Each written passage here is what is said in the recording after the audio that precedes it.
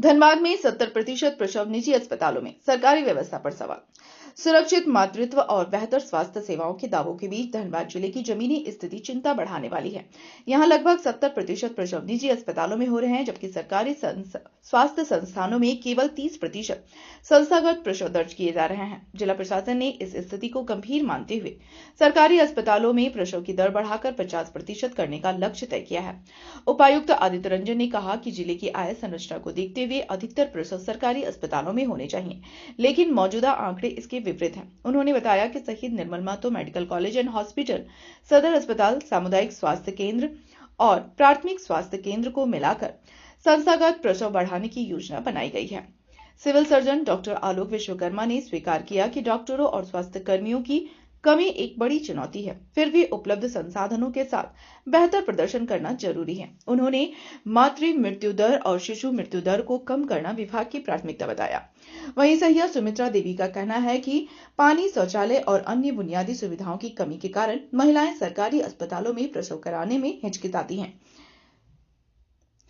सहियाओं को मिलने वाली 2,000 रुपए की प्रोत्साहन राशि में 3 से 6 महीने की देरी भी उनके काम को प्रभावित कर रही है। होती है कि वहाँ नहीं जाएंगे, उनका कुछ वहाँ कुछ सुविधा नहीं है। सरकारी में सुविधा नहीं है, जैसे पानी का नहीं है, बाथरूम का उतना नहीं है, इसलिए नहीं आना चाहती है।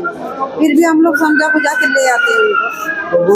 सब कोई प्राइवेट का रूट नहीं करते, जिनके पास पैसा रहेगा वो प्राइवेट जाते हैं, जिनका नहीं हो तो यहाँ यही आते हैं।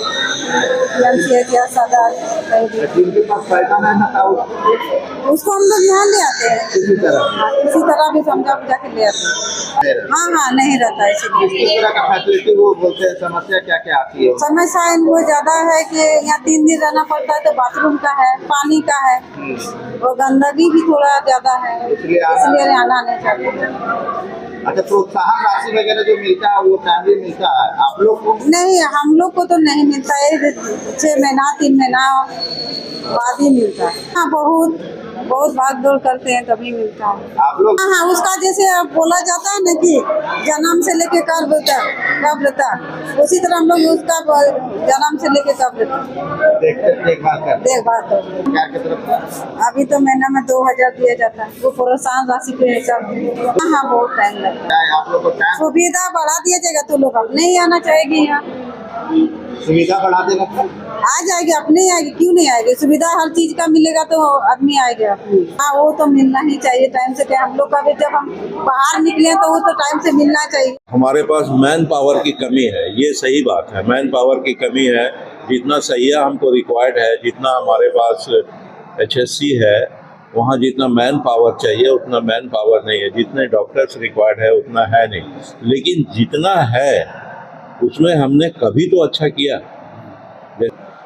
हम लोग जैसे इंस्टीट्यूशनल डिलीवरी में सर का कहना था कि 20% से इम्प्रूव करो, तो 27% अभी हम इंस्टीट्यूशनल डिलीवरी अपने फैसिलिटी में कर पा रहे हैं। बाकी जो है वो प्राइवेट में जा रहा है। इस पे उनका मेन कंसर्न है। 27% ही वहाँ पे डिलीवरी हो पा रहा है। उसमें हमारा मेजर कंट्रीब्यूशन आपका सदर हॉस्पिटल का है। उसके अलावा सदर PSC भी इसमें काफ़ी कुछ कंट्रीब्यूट करता है, लेकिन बहुत सारे हमारे ब्लॉक में सब सेंटर हैं जहाँ की हमें नॉर्मल इंस्टीट्यूशनल डिलीवरी कराना है, वो बहुत सारे जीरो पर परफॉर्म कर रहे हैं, है ना। तो इसीलिए उनका मेन कंसर्न था कि वहाँ अगर ANM है, और हमारा सबमिशन भी था कि ANM है तो सिंगल है, तो एक अकेली ANM तो कर नहीं पाएगी। सपोर्टिव हमारा सहिया है, सहिया के साथ उनका निर्देश था कि सहिया के साथ मिल करके तो वो किया जा सकता है। नॉर्मल डिलीवरी अगर हम कराएंगे तो लोगों को इससे फायदा मिलेगा। लोग जो इधर उधर जाते हैं उनका जेब से पैसा खर्च होता है, और सरकार का जो उद्देश्य है कि डिलीवरी में कोई भी एक्सपेंसेस नहीं होना चाहिए, right from conception to delivery से लेके फिर 42 दिन तक मदर में कोई एक्सपेंसेस नहीं होना चाहिए।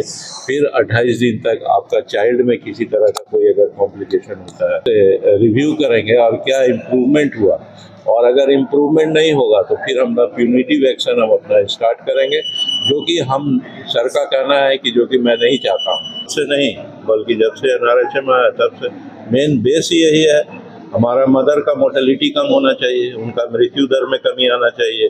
किसी भी देश का जो हेल्थ इंडिकेटर होता है उसमें सबसे बड़ा कंट्रीब्यूशन होता है मदर मोर्टेलिटी और चाइल्ड मोर्टेलिटी। अगर ये दोनों आपके कम है तो आप अच्छी सर्विसेज दे रहे हैं।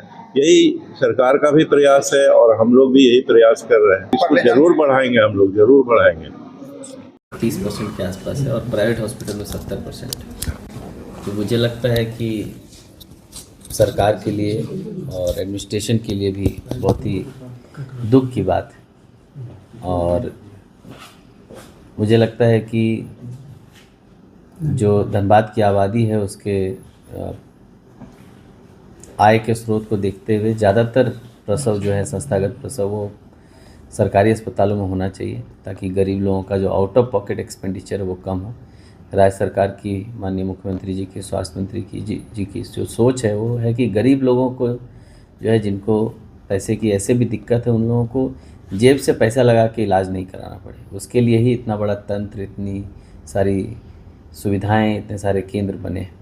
विशेष फोकस दिया है कि हम लोग कम से कम 50% जो प्रसव है उनमें जनरल डिलीवरी है, नॉर्मल डिलीवरी या सी सेक्शन है, वो हमारे संस्थागत जो है सरकारी केंद्र HSC, PHC, CHC और सदर और SNMCH में हो, और अन्य सेवाएं भी इम्प्रूव हो धीरे धीरे सभी स्वास्थ्य केंद्रों में, ताकि लोगों को जो है सहूलियत मिल सके और जो सोच है सरकार की वो हम लोग धरातल पर ला सकें।